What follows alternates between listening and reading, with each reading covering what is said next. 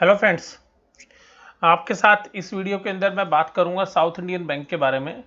और south Indian bank के जो रिजल्ट्स हैं वो आज शाम को करीबन 4 बजे के समय आसपास जो है वो प्रकाशित हुए, और उसके साथ ही यहाँ पर हम उसका रिजल्ट एनालिसिस कर रहे हैं।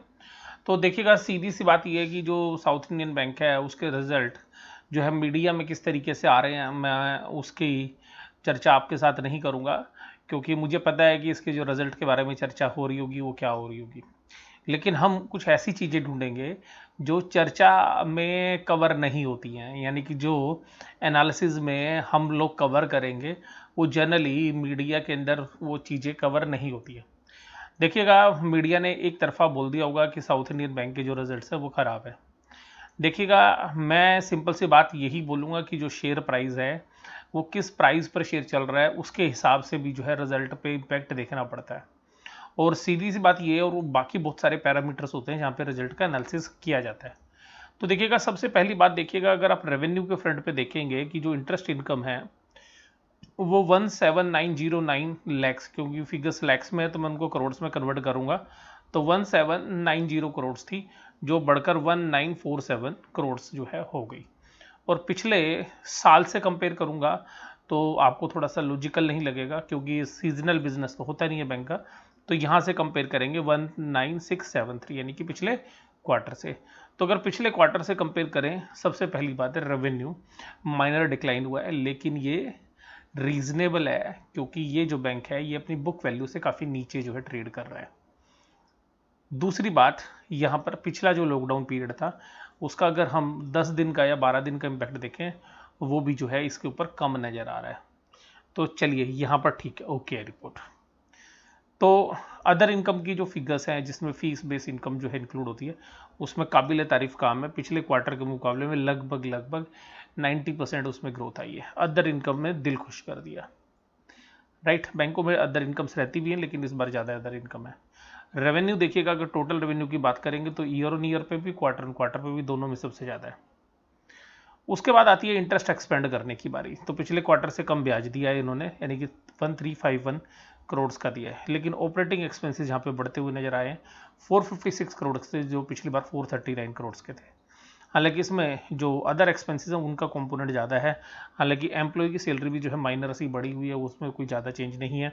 ऑपरेटिंग एक्सपेंसेस जो है अदर बढ़ते हुए नजर आए हैं। तो टोटल एक्सपेंडिचर्स जो है मोर और लेस पिछले क्वार्टर जैसे ही हैं, जितना पिछले क्वार्टर में था 1804 करोड़ के, तो इस बार 1808 करोड़ के हैं। तो सीधी सी बात है, 4 करोड़ बढ़ते नजर आए, तो कोई ज़्यादा फर्क नहीं है।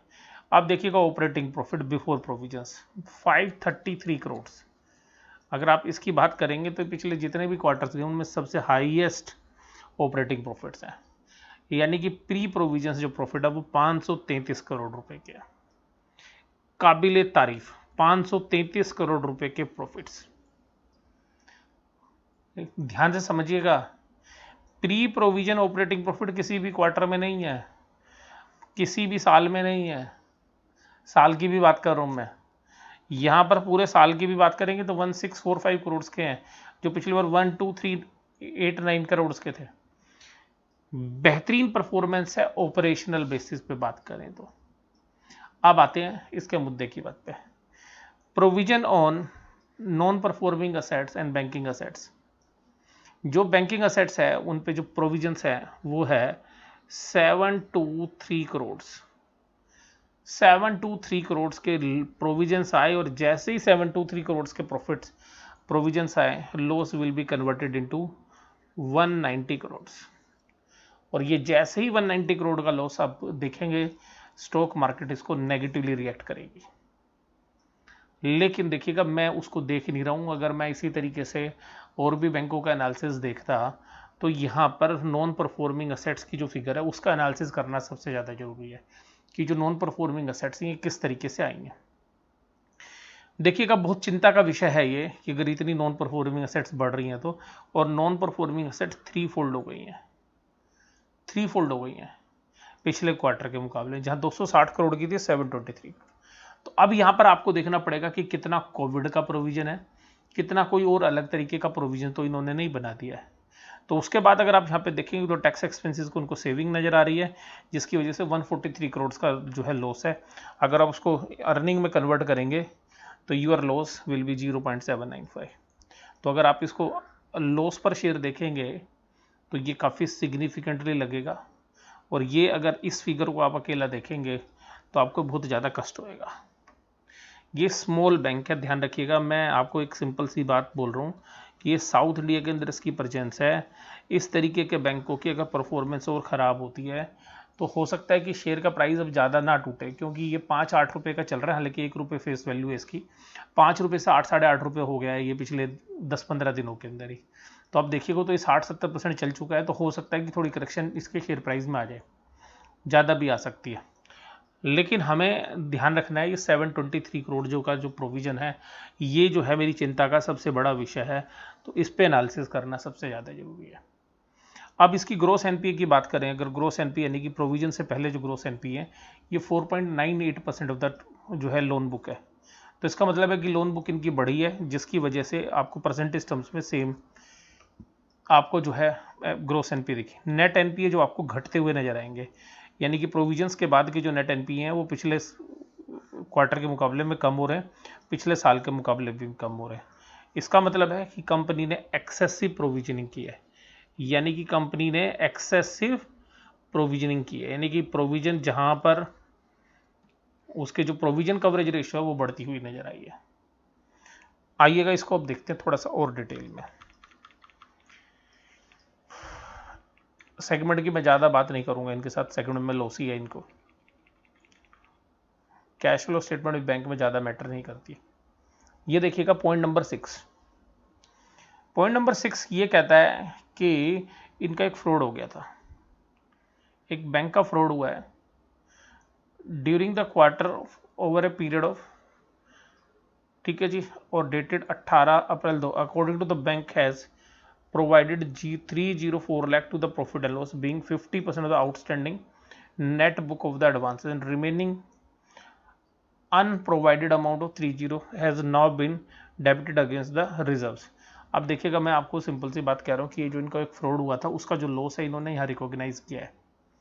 तो अब इनके पास जो ये लॉस था ये इन्होंने रिकॉग्नाइज किया है, और ये लॉस है करीबन 7,000 करोड़ का। तो इसमें सॉरी 6,000 करोड़ का, 6100 करोड़ के आसपास है, 610 करोड़, सॉरी 610 करोड़ का है। तो ये 30.46 करोड़ का जो लॉस है वो इन्होंने इसी क्वार्टर में बुक किया है। तो जो प्रोविजंस की फिगर है उसमें आप ध्यान रखिएगा, जो 720 करोड़ है उसमें 30 करोड़ रुपए अभी शामिल इन्होंने कर लिए हैं। इसके अलावा बाकी जो आधा प्रोविजन है ये इन्होंने रिजर्व में से माइनस कर दिया, यानी कि आपको P&L में नजर नहीं आएगा, लेकिन बैलेंस शीट में जो शेयर होल्डर फंड की वैल्यू वो रिड्यूस होती हुई नजर आएगी। तो ध्यान रखिएगा, जो प्रोविजन है उसमें 30 करोड़ का ये प्रोविजन है। तो ये पुराना फ्रॉड था, पुराने फ्रॉड के पैसे इस क्वार्टर में रिकॉर्ड हुए हैं। दूसरी बात जो मैं आपके साथ करूंगा वो है कोविड से रिलेटेड।